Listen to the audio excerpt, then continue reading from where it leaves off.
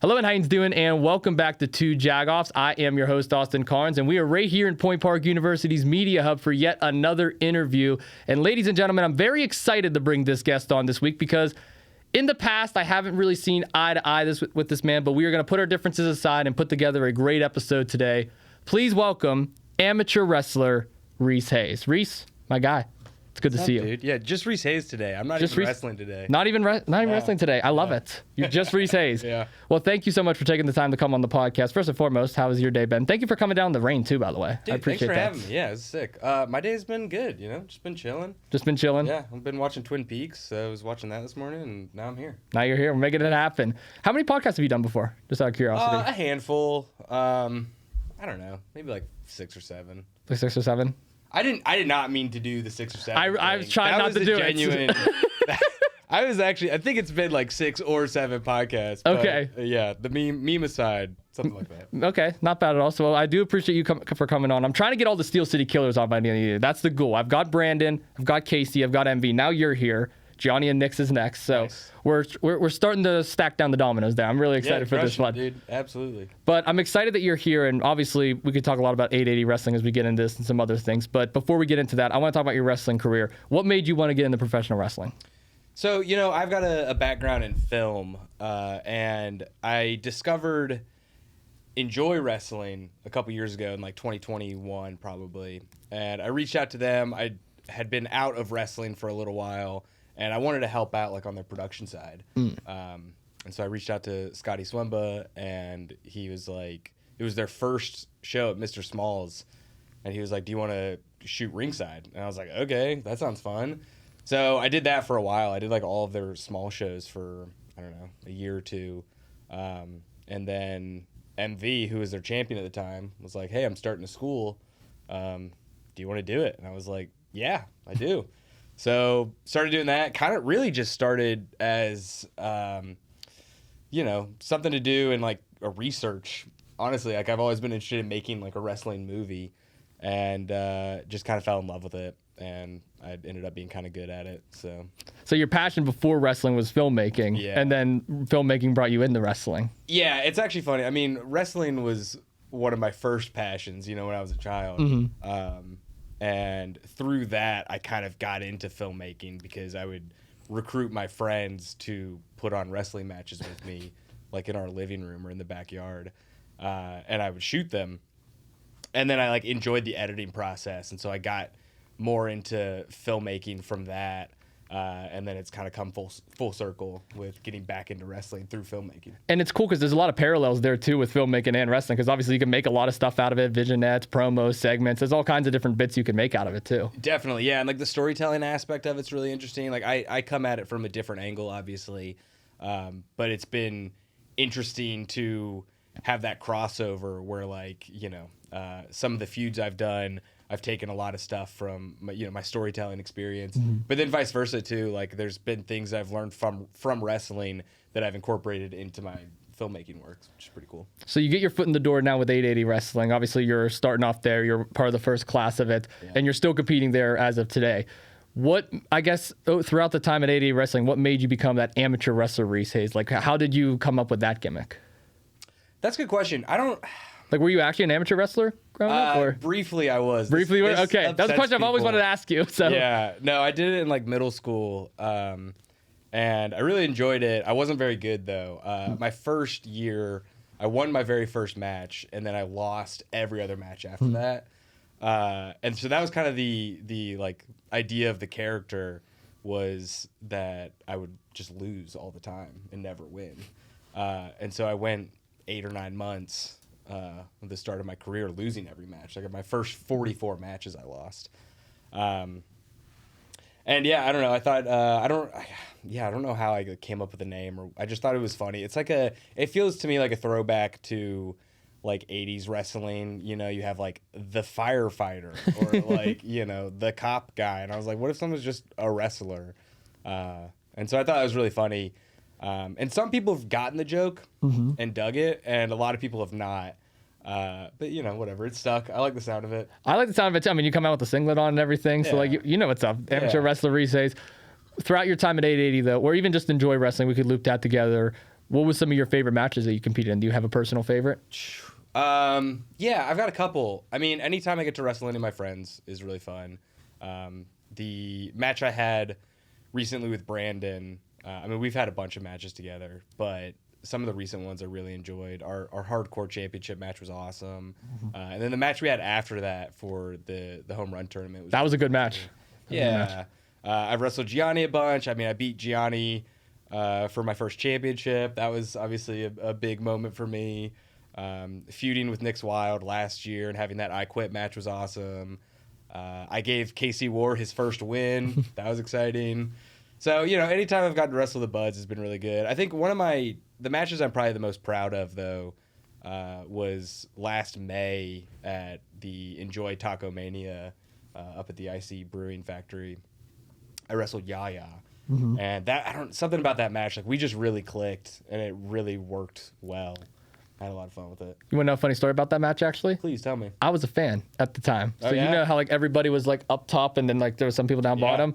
I was right up top with my buddy Kevin at that show. And that was actually my favorite match. Outside of the elimination match at the end, that was probably my favorite match of the night. Hell yeah, dude. Thank you. Actually, because I was like, wait a minute, who the hell is this guy? I was like, this is actually pretty sick. You both tore the house down in that one. It was really fun. Yeah, I'm really, really proud of that match. I still watch that one back and I'm like, all right, I did pretty well there. Would you say that was your proudest moment as a wrestler, or is there maybe something else that you've done that you would say you're most proud of? Yeah, I don't know. I mean, it's always like the things I'm most proud of are, the matches where I feel like we did everything right. And, when me and my opponent like really gelled together. So that was definitely one of those instances. I think me and Nick's in the I Quit match, me and Brandon in the hardcore match. Like I think some of those are the ones I'm most proud of too. I'll bring up one of my favorites of yours too. I wasn't there at the time for it, but I did go back and watch it, that Iron Man match with David Lawless. Yeah, okay, yeah. I feel stupid for not even bringing that That's one of my favorites I've seen of yours. Yeah, well thank you. Yeah, that one I'm also very proud of. When he asked me to do that, I was super skeptical. I didn't think I had it in me to do it. And, he really led the way on that one. But yeah, like watching that back, like there's definitely a lot of flaws with it, a lot of things I could have done a lot better. But we made it through and like the finish was cool and we had the crowd the entire time. Like that was the big thing I was worried about. I was like, these people are going to get bored. Yeah. And they didn't, at least not in the audience, which is cool. Whenever you guys did that whole match, was it like the entire show since it was an hour long? It was. It was the entire show? Yeah, it was a TNF, and that was the only match on the whole show. That's incredible. And then you've beaten Lawless how many times now? Was it 5 or 6 times? I think this last one was 6. It was 6 times, yeah. And there is actually, we didn't bring this up in the feud, but there is one match that we did for a VCW taping. This is Victory Championship Wrestling in West Virginia. It was a taping that was at the old 880 in New Kensington.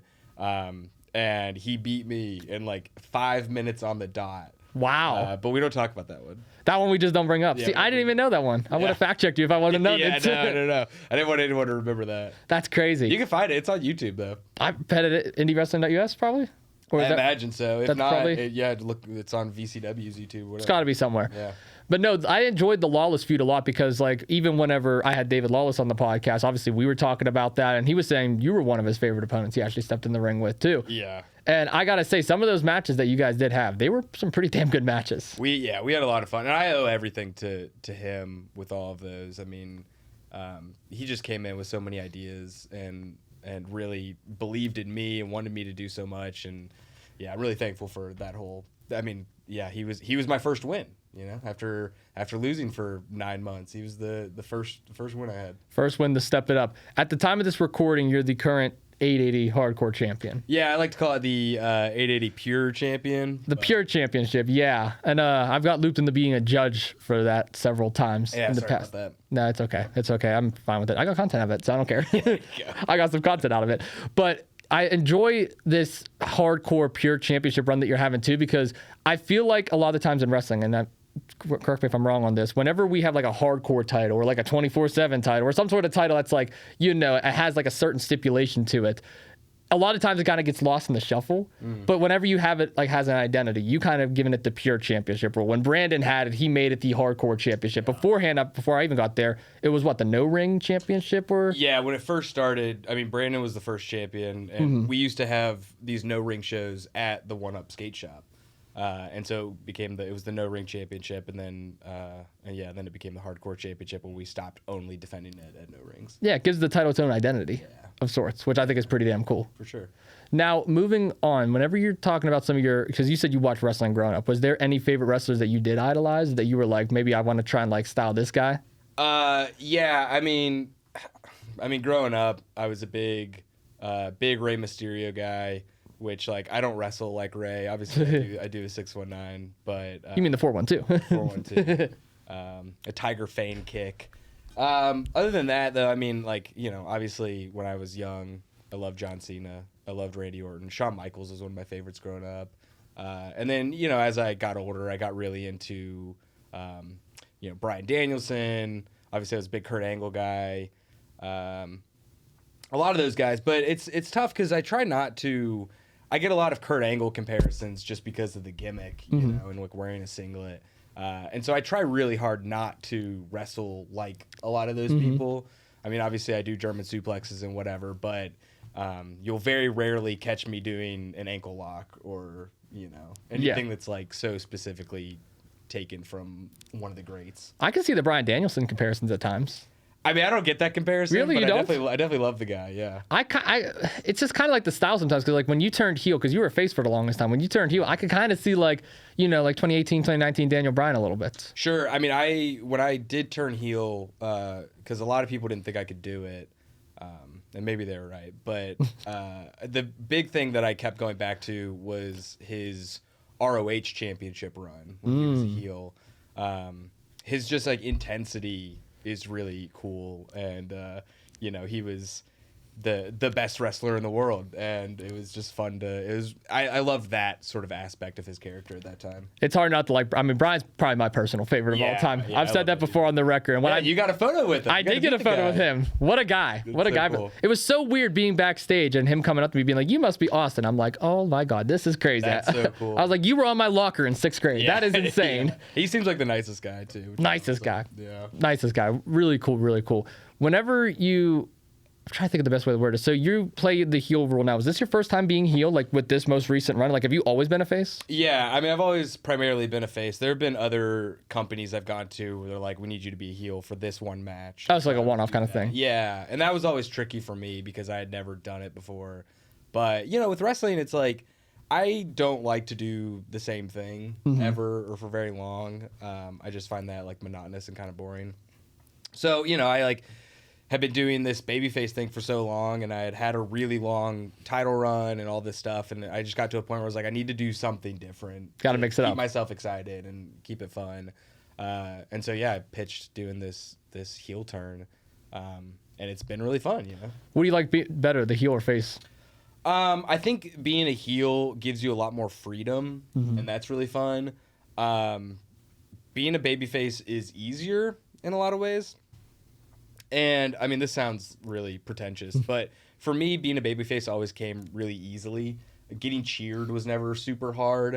I think it helps, like, with my size. People want to, like, root for the underdog. So it always, like, I don't know, like, my first match or my first couple matches, it was just, like, pretty easy for me to go out there and, like, throw my hands up and smile and get cheered. But then once I turned heel... there was definitely a period there where people were confused or didn't exactly know what to do. But then, like, getting a genuine boo from a crowd and, like, actually making people not like you is a lot more difficult and way more satisfying. Would you say that, like, this most recent heel run has satisfied you in the sense that, like, okay, now that I did make that turn, people were confused at first because you've been a face since ADD began and since you first started there. Like, do you feel like it was a good payoff with this most recent run? You mean payoff as in, like, the actual heel turn? Or yeah, like the actual heel turn itself. Yeah, it's been fun. I mean, I think there's a lot more to do. Like, I don't feel like I've exhausted everything that there is as a heel. So, but yeah, like there've been moments where I'm like, okay, this is working. This feels right. And then there have been other moments, like with the pure rules stuff, where I'm like, okay, this isn't working yet. But I think that a lot of things just take time, and sometimes in wrestling, if something doesn't work on the first week, people want to pivot or like do something else. And I'm more of like a slow burn guy, and I'm like, well, let's let this breathe and see how it goes. So that can be tricky, but. So when you turn heel, you align yourself with some guy named John, Clayton King, Leaders by Example. Obviously, Marco Narciso does some things too.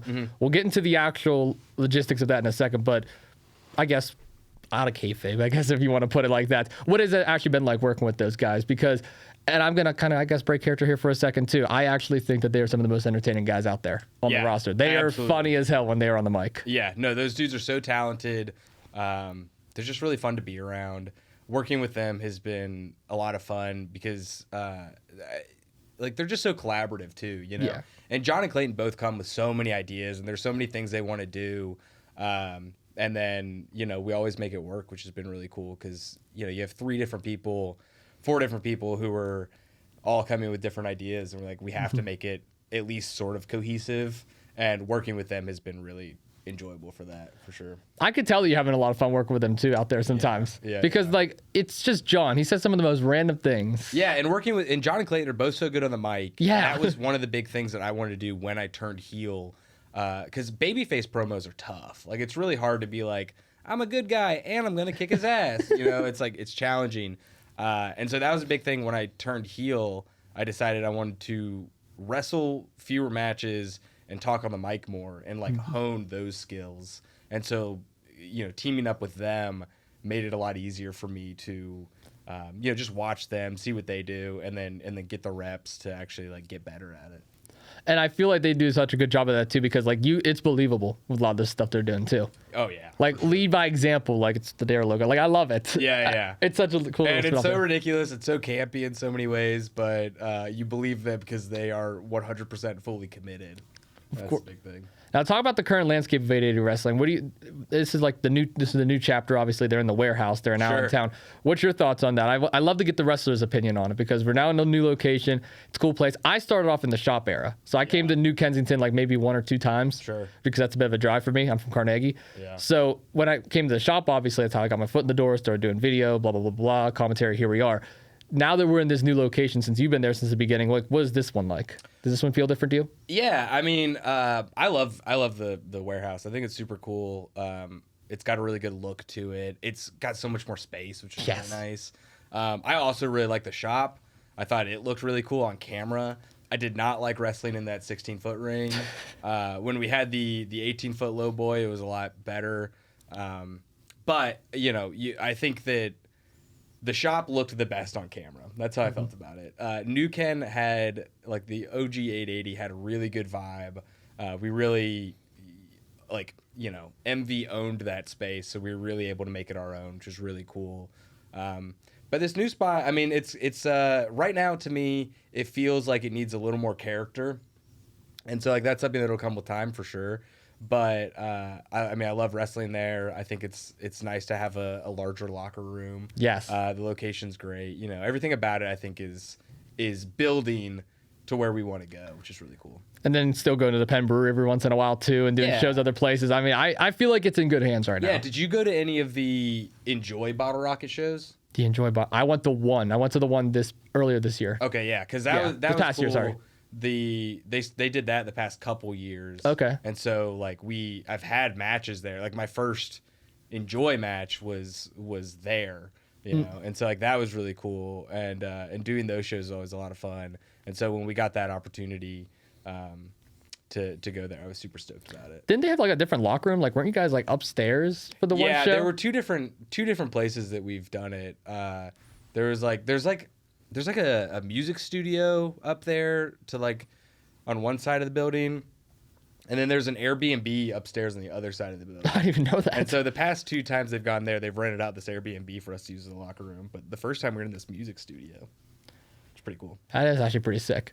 Now, I want to kind of tie back into your filmmaking with professional wrestling for a second, if you don't mind. You said that you had a passion early on with filmmaking. And it's funny that you say that, actually, because I could kind of tell right away that you like pretty passionate behind the camera with some stuff. Yeah. Because when I did my first on-camera thing of 880, which wasn't commentary, it was the Nick's Wild Casey war promo. I don't know if you remember this or not. Yes, Over at the shop, yeah. You were behind the camera for that one. Yeah. And I could tell, I was like, okay, he knows what he's doing with the camera. I was like, he got the mics and everything. He's ready to go. Yeah. So whenever you're doing this filmmaking stuff early on, do you have like other projects that maybe you're working on outside of pro wrestling? Yeah, definitely. I mean, I've been doing it forever. I've been making movies in Pittsburgh for a decade now, which is interesting to say.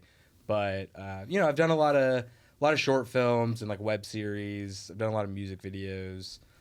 Right now, I'm working on a feature film, like a long movie, which is really exciting, but also really scary and intimidating.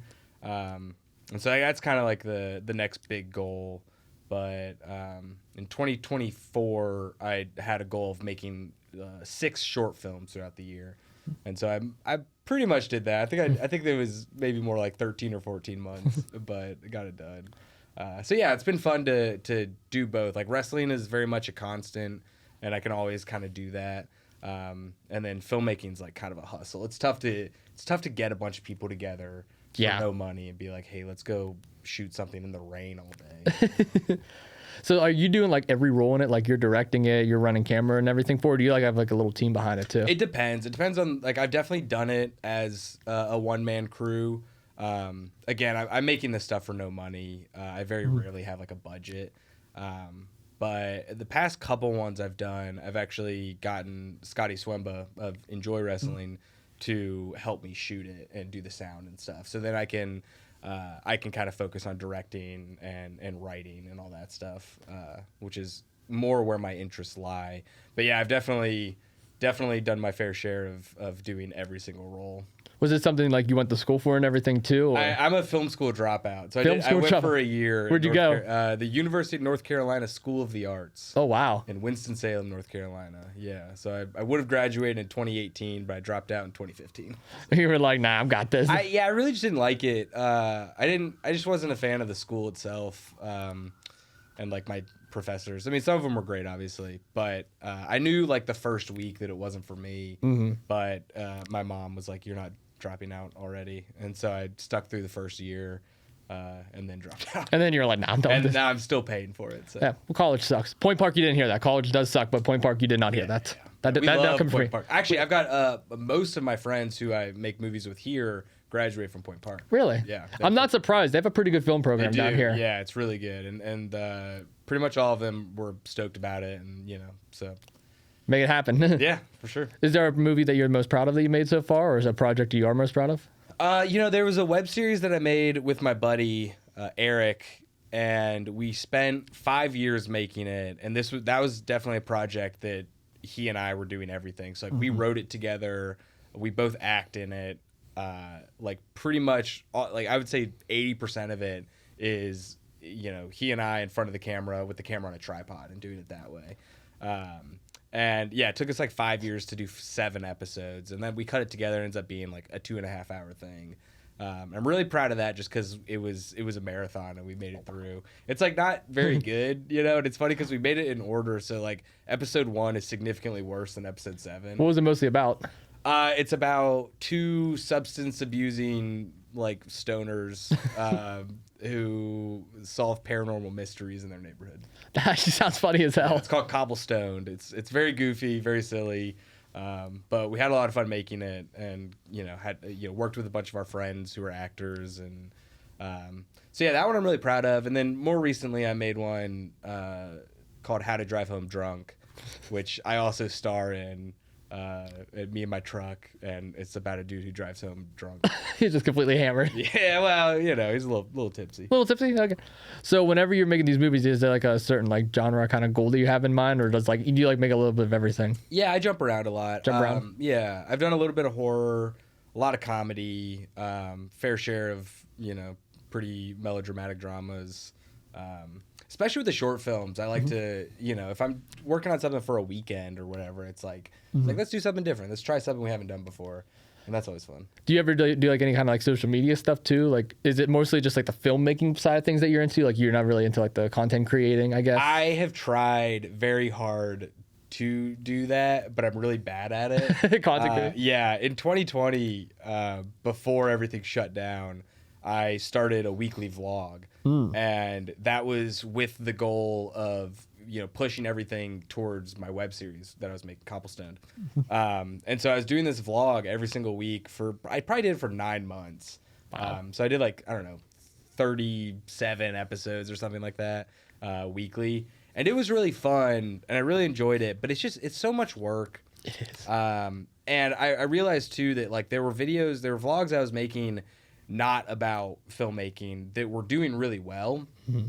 And I like got to a point where I was like, okay, I'm spending a lot of time like chasing subscribers and like all this stuff on YouTube when all I really want to be doing is like writing and directing movies, which historically do not do very well on YouTube. So I just kind of shifted my focus after that to like a more, I guess I would say like a more traditional tract of making movies. So no, I wish that I had that sort of drive. But I kind of don't. It's weird with content creating too, because like there's like the rise of streaming now, and there's TikTok, and then there's like all these other sites and stuff. So like, as someone like my first thing getting on camera was actually doing content creating. Me and my buddies, we used to do skits all the time growing up, and it would be like these like 4 to 5 minute YouTube skits. Usually I'd be behind the camera, and my buddies would just do something dumb. So like, I don't even know like the best way to describe it. Like they would like have their own characters. They would get into it a little bit. I kind of tied in my love for wrestling too, obviously. Sure, so like one of them would be a champion or whatever. Yeah. None of those are out there, so you're not going to find them. I made sure they're off the internet for good. But that's kind of like my entrance into like content creating, and then that's kind of like when I took a step back. So like that's why I feel so comfortable being on camera, because we used to do dumb shit all the time growing up. Same, dude. I mean, and unfortunately, you can find a lot of my old stuff. I mean, I've been making stuff on YouTube since I was like 10 years old. Wow. And you can find a lot of it on there, which is rough, and I can't seem to get rid of it. But yeah, so like, I started very similarly, like just making my friends do goofy stuff. And, my first YouTube channel was really styled off like the Vlog Brothers. I don't know if you remember them, or, I mean, they're still around, they're still doing stuff. And, like Zay Frank was like a early sort of, YouTube inspiration for me. So that was the kind of stuff I did. But then I started making short films like in high school or middle school, and that was the stuff that really stuck for me. Did the school do a good job of like providing stuff for you too? Like, did you have like a pretty nice school? Not at all. No. Especially my high school that I went to, we had, by the time I was a senior in high school, we had a digital photography class. And that was it. There was no media class, like nothing like that. I went to a very rural, like small school. And then obviously when I went to film school, like that was different. But as a freshman at a film school, like they didn't give me much access to equipment or anything. You just kind of had like some opportunities to use the sound stages and stuff. Like, but I've always been kind of just doing stuff on my own. So like when you did like the filmmaking stuff, did you ever like record any sporting events or like musicals or stuff like that? Was that kind of something you shied away from? No, I definitely did. I don't know if I did any sporting events, but I definitely recorded some plays. I did like the talent show at one point.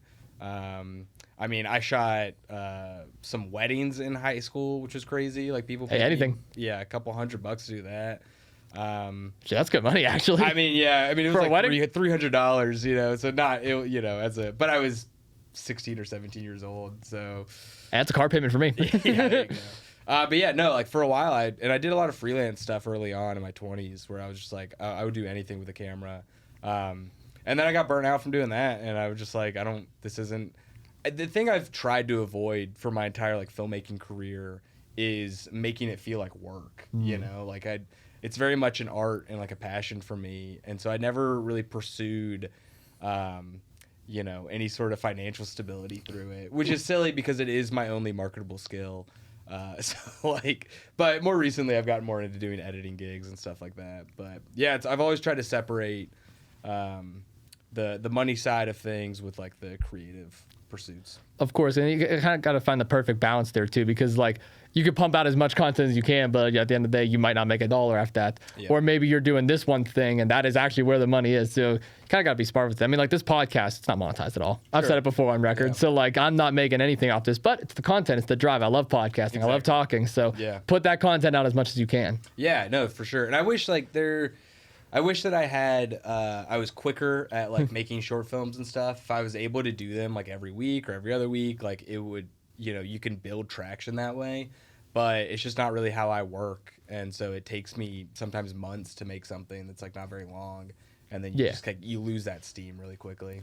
When you made some of these films and stuff, do you have like a big end goal? Is like there's like maybe a big one coming up that you can maybe talk about? Yeah, that you're working on. Yeah, I mean, I'm working on this feature right now. Like it's written. Okay. It's mostly cast. I'm just in the right now. I'm just trying to raise money for it because like I know I can make it for no money. Like I definitely could. I just like don't want to. I've gotten to a point in my life where I feel guilty about asking people to do stuff for me for no money. And so I just want to be able to pay my friends to help me make this thing. And if I can raise some money to actually do it properly, it'll be a lot better and everyone will have more fun. That's kind of the goal. But who are some of these actors that's been in some of these films? Is there any maybe that I would know? You would know Nick's Wild. Okay. Nick's Wild's been in a couple of my things. And I have a role for them in this one. I think who else you would know. Probably not in this one. Not in this one? I mean, if you haven't seen any of my other movies, you probably wouldn't know anybody. I didn't know if there was going to be like any 880 ties there or not. There's a couple. There's a couple. Okay. Yeah, Nick's I have a good role for in this one, and I've made 2 other movies with them before, and it's been really fun. Gianni's been in one of my movies. Oh, boy. Trying to think of anyone else. Not from 880. I mean, they've been in maybe in the background of one of them, but yeah. So looking at the next couple years now, you're doing filmmaking stuff, obviously with professional wrestling, current champion right now. We don't know exactly what the future holds there. Is there maybe a goal that you have in mind for these next couple years when you're looking at wrestling, looking at filmmaking? Is there something big that you want to do? You know, for wrestling, I feel really content, which sometimes I feel guilty about because a lot of wrestling is about the grind. Yeah. And making towns and doing all that. I think there's a section of wrestlers who kind of look down on like the local wrestlers, you know, which, you know, I understand. But right now I feel really good about 880 and Enjoy and a couple other companies that bring me back every now and then. It's just fun. You know, sometimes I like getting in the car and going 5 hours or 6 hours to wherever to wrestle with my buds, but it's really nice having something consistent in my hometown, which is cool. And then for filmmaking, yeah, like the big goal with that is like I want that to be my career. Like I want to be a working writer and director. So it's a process of just chipping at it until something clicks. Keep going until something finally. You get it, dude. You know what it's about. I know what it's about. Oh yeah. So with wrestling, I find that interesting because I've had some wrestlers on here that have been just in Pittsburgh, and I've had some wrestlers on that do travel all over the place. Yeah. Is that one of the things that you're really cool with? You're like, okay, listen, I'm doing 880, I'm doing Enjoy, I'll do a couple here or there, but like I don't really have that drive to go out there. Like you really don't feel like you need to? Yeah. Well, so you know, I did for a little while. I mean, I've only been an active wrestler for 3 years now or something. But the first year or two, I really did try to go to these other towns and do other things. And I got to a point where I realized, like, okay, I'm spending a whole day or a whole weekend, like, on the road, going to these places, and I'm not having that much fun. Like, I have fun for 6 to 12 minutes in the ring, but everything around that, it's like, I don't really care for these locker rooms. These companies aren't very cool. The crowds aren't super fun to wrestle in front of. Like, I'm not going to these, like, cool towns all the time. But I always have fun at 880, and I always have fun at Enjoy. And it doesn't take my whole day because the commute is easy. Yeah. So I just kind of, it was this past year, like 2025, where I, like, decided, okay, if someone asks me to go somewhere, I'll do it, and I'll be excited about it. But I definitely do not have the drive to show up and do ring crew and, like, you know, hope that they give me a spot. That's fair, because something that I've learned, because like I'm all in wrestling right now. I want to go as much as I can, and I'm still young in that sense where I'm like, okay, I want to go here, I want to go here, I want to do this, I want to do that. But I can kind of understand it from your perspective, because I feel like a lot of the times people don't understand what really goes into wrestling behind the scenes. Like, yeah, some people just show up to an event and they say, okay, cool, show's put together, some promos, some segments, matches, boom, that's it. But they don't understand that they're there hours beforehand, setting up, tearing down the ring, going through the matches, going through the card. There's always those last minute changes. You probably experienced that. So there's so much that goes in the wrestling business. I don't think people understand that. Yeah, it's tough. I mean, it's a whole day usually. But yeah, you know, and I really respect, you know, my friends and you, like the guys who were hustling and like doing that. Yeah. It's just, you know, it's not where my wrestling. Okay, this sounds bad, I guess.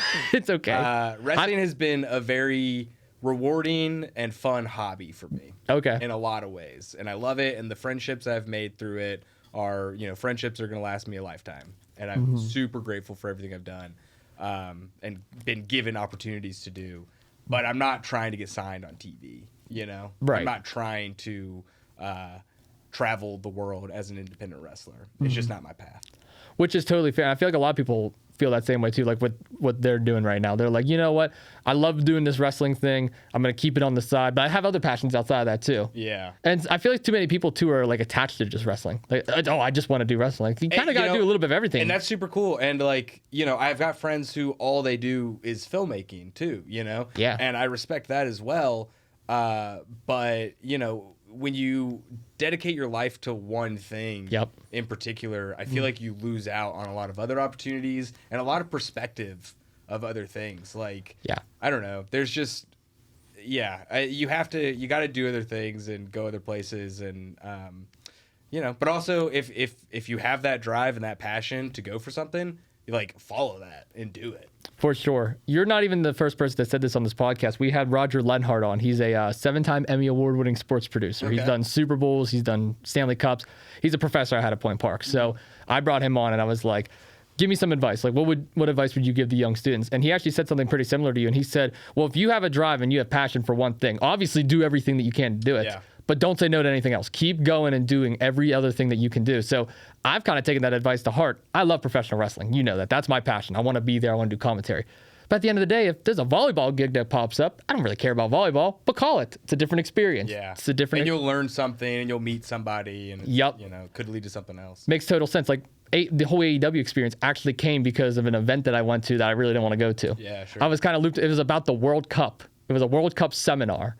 And I was like, I don't want to go to this. But the only selling factor for me was they had free Chipotle. So I was like, okay, it's free food. I love some food. So nice. I got Chipotle. I made my own little burrito, Yeah. And I'm sitting there eating a burrito. Halfway throughout the thing, guy comes up to me. I introduce myself to him. And as I'm talking to him, I realize I'm like, okay, he's a pretty notable guy here at Point Park. So Mike Fetchko's his name. Talk to Mike Fetchko, get the ball rolling, boom. 1 month later, hey, AEW's in town. Nice. So that's how that happened. So I feel like you have to kind of do that. You have to make those connections and stuff. Yeah, I mean, I would say too, like my early to mid 20s, I was laser focused on my film career, and that's like all. Like I was turning down jobs because it was going to take up too much of my time. I wouldn't have as much time to write or make things. I was really in it, and then wrestling came along, and I was like, okay, well, let me try this out, and it was something that I ended up loving, and it's been like a 3-year journey doing that, and it's like it's just really cool, and like it's something I'm super thankful I did, because if I had stayed just laser focused on filmmaking, sure, maybe I'd be further along in my filmmaking career now, but I wouldn't have gotten to have the experiences or met the people that I've met through wrestling. Sounds like a fun career. Sounds like it. What do you mean? Like filmmaking, wrestling? That sounds like fun. Yeah, I mean, you don't think it's fun? No, you had a smirk on your face. You were like, I don't know if that's fun. I just didn't know what you meant, because it's hard for me to look at anything I do as a career. Really? You don't think it's a career? I mean, it can be. It can be? Yeah. I mean, it's a drive. Podcasting's a career to an extent. For sure. Yeah. I mean, I'm not Joe Rogan, but... Yeah, no, I feel you. Absolutely. I do like your theme song, too. That's something else in wrestling. The Distance. Yeah, man. The song rules. Where did you get that from? So is that just a song you listened to growing up? Because I'm not going to lie, it's in my playlist. You sold me on it. So it's actually really funny. My ex-girlfriend was really into Cake. Okay. And that song always drove me nuts. I was like, this song is so annoying. It was my least favorite Cake song for the longest time.